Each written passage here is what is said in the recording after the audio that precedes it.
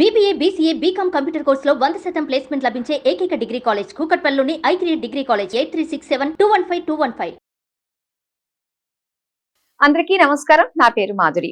ఈ నెల మార్చి 8 నుంచి 15 వరకు ద్వాదశ రాశుల మహిళలకు ఎలా ఉండబోతుందో మనకు తెలియజేయడానికి మనతో పాటు ఉన్నారు ప్రముఖ జ్యోతిష్య పండితులు బ్రహ్మశ్రీ నందిబట్ల శ్రీహరి శర్మ గారు. నమస్కారం గురువు గారు. వాగర్థావివ సంపృక్తౌ వాగర్థ ప్రతిపత్తయే జగతః పితరౌ వందే పార్వతీ పరమేశ్వరౌ ఆదిత్యాయ చ సోమాయ మంగళాయ బుధాయ చ గురు శుక్ర శనిభ్యశ్చరాహవే కేతవే నమః. శృంగేరి జగద్గురు పీఠాధిపతులకి కంచి పీఠాధిపతులకి నమస్కారములు తెలియజేసుకుంటూ కార్యక్రమాన్ని ప్రారంభిద్దాం. గురుగారు, మరి వృషభ రాశి మహిళలకు ఎలా ఉండబోతుందో తెలియజేస్తారా? మార్చి 8వ తారీఖు నుంచి 15వ తారీఖు వరకు వృషభ రాశిలో జన్మించినటువంటి మహిళలకి ఏ విధంగా ఉండబోతుందో తెలుసుకుందాం. రాశిలోనే గురు సంచార ప్రభావము, దీని ప్రభావం వలన బాధ్యతలు అనేటువంటివి పెరుగుతాయి. ముఖ్యంగా మీ మాటకి విలువ ఉంటుంది, అందులో సందేహం లేదు. కుటుంబంలో ఇప్పటి వరకు మిమ్మల్ని చిన్న చూపు చూసిన వాళ్ళంతా కూడా గౌరవ మర్యాదలతో ఆనందంగా స్వీకరిస్తారు. అంతేకాకుండా ఇక్కడ ప్రధానంగా గమనించాల్సినటువంటి అంశం ఏంటంటే, మీ యొక్క శ్రమకి అలాగే మీ యొక్క పనితనానికి తగ్గట్టుగా గుర్తింపు లభించకపోవడం అనేటువంటిది కొంత మీకు విచారంగా ఉండేటువంటి సమయం. కాబట్టి కొన్ని జాగ్రత్తలు పాటించాలి. ఎందుకు విచారంగా ఉండాలి అని అన్నప్పుడు చూసినట్లయితే, ప్రధానంగా కుటుంబ స్థానంలో కుజుడు స్తంభించి ఉన్నటువంటి ఈ కారణం చేత జరిగేటువంటి నష్టం ఏంటంటే, తన కోపమే తన శత్రువు, తన శాంతమే తనకు రక్ష అన్నట్టుగా కొన్ని మీకు తెలియకుండానే ఆగ్రహావేశాలు పెళ్ళుబిగడం, తద్వారా కుటుంబ సభ్యులతో కొన్నిసార్లు వాగ్వివాదాలు చోటు చేసుకుంటాయి. కాబట్టి కోపాన్ని ప్రదర్శించే సమయంలో తగ్గి ఉండండి. తద్వారా ఏమవుతుంది, ఈ కుజ ప్రభావం మైన్యూట్ అవుతుంది. ఈ కుజుడు ఎప్పుడైతే మీకు బలహీనంగా మీకు మారిపోతాడో, అంటే బలవంతుడుగా ఉన్నాడు, అందుకనే మీకు తెలియకుండానే కోపం పెరుగుతుంది. ఎదుటి వాళ్ళతో మాట్లాడేటప్పుడు ఖరాఖండిగా చెప్తుంటారు. కాబట్టి మీ వాక్కుని ఈ 8వ తారీఖు నుంచి 15వ తారీఖు వరకు వాక్కుని అదుపులో ఉంచుకుంటే ఈ గురుడు మీకు యోగాన్ని కలగచేస్తాడు, అందులో సందేహం లేదు. ఇక దశమ స్థానంలో రవి శని యోగించేటువంటి సందర్భం. ఉద్యోగపరంగా నిరుద్యోగస్తులు ఎవరైతే ఉన్నారో వాళ్ళకి మంచి శుభ పరిణామం. ఇంతకుముందు చెప్పాను కదా, గురుతర బాధ్యతలు పెరుగుతాయని. హోమ్ మేకర్స్గా ఉన్న వాళ్ళైతే, గృహిణీలు అయితే వాళ్ళకి ఇంట్లో బాధ్యతలు పెరుగుతాయి. జాబ్ లేదా వ్యాపారము వృత్తులు చేసుకునే వాళ్ళు ఎవరైతే ఉంటారో వాళ్ళకి బాధ్యతలు పెరుగుతాయి. అనగా ప్రమోషన్స్ రావచ్చు, లేకపోతే అదనంగా మిమ్మల్ని చూస్తున్నాం, ఈ బాధ్యతకి తోడుగా ఇంకొక పనులు చేయండి అని చెప్పి మీకు ఎక్స్ట్రా రెస్పాన్సిబిలిటీస్ అనేటివి రావచ్చు. ఇవన్నీ జరుగుతాయి, అందులో సందేహం లేదు. ఇక ప్రధానంగా విదేశీ విద్య, విదేశీయానానికి సంబంధించి చేయ ప్రయత్నాలన్నీ కొలిక్కి వస్తాయి. కోరుకున్నటువంటి చోట మీకు విద్యార్థినులకి కోరుకున్నటువంటి చోట మీకు సీట్ లభించే అవకాశం గోచరమవుతుంది. H1B వీసా ఇట్లాంటి వాటికి ట్రై చేస్తుంటారు కదా, వాళ్ళకి అనుకూలంగా ఉండేటువంటి సమయంగా చెప్పవచ్చు. అయితే నిరుద్యోగస్తులు ఉద్యోగం అనేటువంటిది లభించి తీరుతుంది, అందులో సందేహం లేదు. ప్రమోషన్స్ కోసం ప్రయత్నం చేసేటువంటి వాళ్ళు బదిలీలతో కూడుకున్నటువంటి ప్రమోషన్స్ ఆశించవచ్చు. ప్రభుత్వపరమైనటువంటి లావాదేవీలు కానీ, ప్రభుత్వంలో పనిచేస్తున్నటువంటి ఉద్యోగినులు కానీ ఎవరైతే ఉంటారో వాళ్ళకి సంపూర్ణంగా అనుకూలంగా ఉండేటువంటి సమయంగా చెప్పబడి ఉంది. అయితే ఇక్కడ ప్రధానంగా గమనించాల్సినటువంటిది లాభస్థానంలో శుక్ర బుధ రాహువులు. ఇది సమస్త విధాలుగా అనుకూలంగా ఉండేటువంటి సమయము. నూతన వ్యాపారాలు ప్రారంభించాలనుకునేటువంటి వాళ్ళు చకచక పావులు కదుపుకోండి, అనుకూలంగా ఉంటుంది. ప్రణాళికలు ఏవైతే అనగా ప్లానింగ్ ఏదైతే చేసుకుంటారో అది ఇంప్లిమెంటేషన్ చేసే ప్రక్రియ మొదలు పెట్టండి, మీకు అనుకూలంగా ఉంటుంది. ఇక ప్రధానంగా ధనపరమైనటువంటి సమస్యలు ఏవైతే ఉంటాయో అవన్నీ కూడాను తీరుతాయి.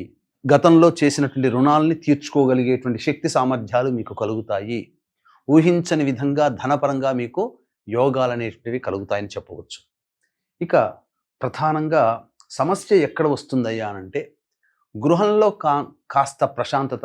ఈ కుజుడు స్తంభించి ఉండడంతో పాటుగా గృహస్థానములో సంపూర్ణ చంద్రగ్రహణం 14వ తారీఖు రోజున ఏర్పడుతున్నటువంటి కారణం చేత ఈ 14వ తారీఖు తర్వాత కొన్ని మార్పులు చేర్పులు కుటుంబంలో చోటు చేసుకుంటాయి. అనగా ఏంటి, గృహ మార్పుని సూచిస్తుంది, స్థల మార్పుని సూచిస్తుంది. కాబట్టి ఏదైనా జరగవచ్చు. కాబట్టి సిద్ధంగా ఉండే ప్రయత్నం చేయండి. అన్ని సంబంధించినటువంటి సమస్యలకి పరిష్కారం అనేటువంటిది ఉంటుంది. గ్రహణ సంబంధమైనటువంటి దోష నివారణ జరుపుకుంటే చాలా మటుకు సమస్యలు అనేటువంటివి శాంతిస్తాయని చెప్పవచ్చు. అయితే ఇక్కడ ప్రధానంగా మనము దైనందిన జీవితంలో ఏ ఏ వృత్తుల్లో ఉన్నటువంటి వాళ్ళకి బాగుంటుంది అని అంటే, ప్రధానంగా బాగోలేని వృత్తులు చెబుతాను. మిగతా అన్ని వృత్తులు బాగున్నట్టే లెక్క. ఏ వృత్తుల్లో బాగోలేవు అని అంటే రియల్ ఎస్టేట్, న్యాయవాద సంబంధించినటువంటివి, రైతులు అనగా భూమికి సంబంధించినటువంటిది, మైనింగ్, ఎలక్ట్రానిక్స్ అండ్ ఎలక్ట్రికల్, అలాగే సాఫ్ట్వేర్ సంబంధించినటువంటి ఉద్యోగాల్లో ఉన్నటువంటి వాళ్ళకి ఇది అనుకూలంగా లేని సమయము ముఖ్యంగా చెప్పవచ్చు.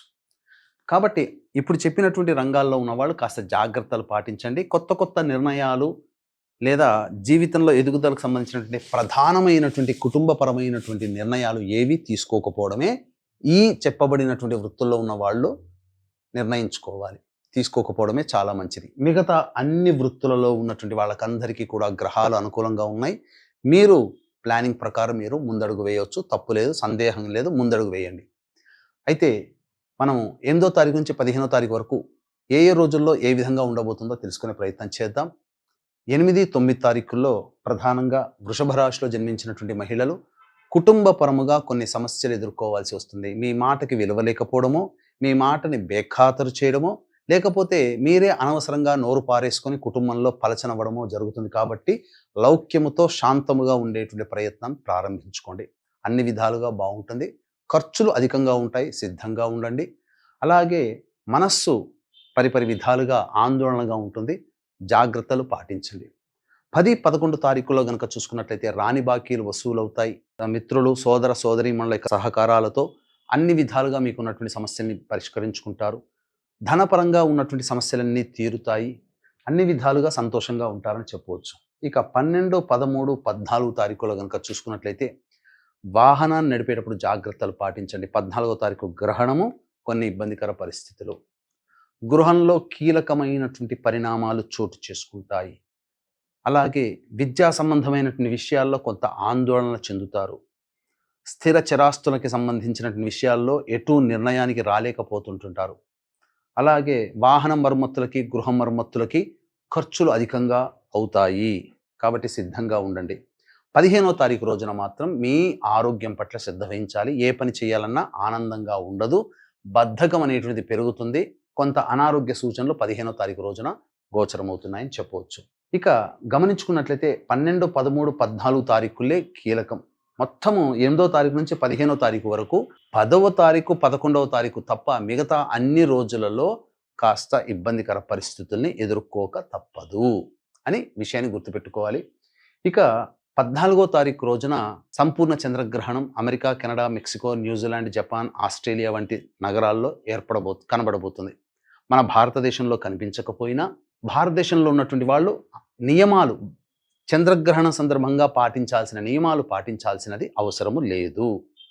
కానీ ఈ యొక్క గ్రహణ ప్రభావం ప్రపంచవ్యాప్తంగా మేష, వృషభ, కర్కాటక, సింహ, కన్య, వృశ్చిక, ధనుస్సు, మకర, కుంభ రాశుల్లో జన్మించినటువంటి వాళ్ళకి కొన్ని ఇబ్బందికర పరిస్థితులు అనేటివి కలగబోతున్నాయి. కాబట్టి ఆ యొక్క గ్రహణ దోష నివారణార్థమై 14వ తారీఖు రోజున మన పీఠం ఆధ్వర్యంలో గ్రహణ దోష నివారణ హోమాలు పర్ హెడ్ 2100 రూపాయలకి ఉదయం 9 గంటలకి ప్రారంభమవుతుంది. కాబట్టి చెప్పినటువంటి మేష, వృషభ, కర్కాటక, సింహ, కన్య, వృశ్చిక, ధనుస్సు, మకర, కుంభరాశిలో జన్మించిన వారు 9 గంటల లోపల 14వ తారీఖు రోజున నమోదు చేసుకోవచ్చు. అలాగే ఈ యొక్క వృషభ రాశిలో జన్మించినటువంటి మహిళలు సమస్యల పరిష్కారం కోసం ప్రతిరోజు సుబ్రహ్మణ్య భుజంగ స్తోత్ర పారాయణము, అలాగే లక్ష్మీ అమ్మవారికి కుంకుమార్చన జరిపించుకుంటే అవకాశం ఉన్నప్పుడల్లా ఈ 15వ తారీఖు లోపల చాలా మట్టుకు సమస్యలు అనేటువంటివి తగ్గి ఉంటాయి.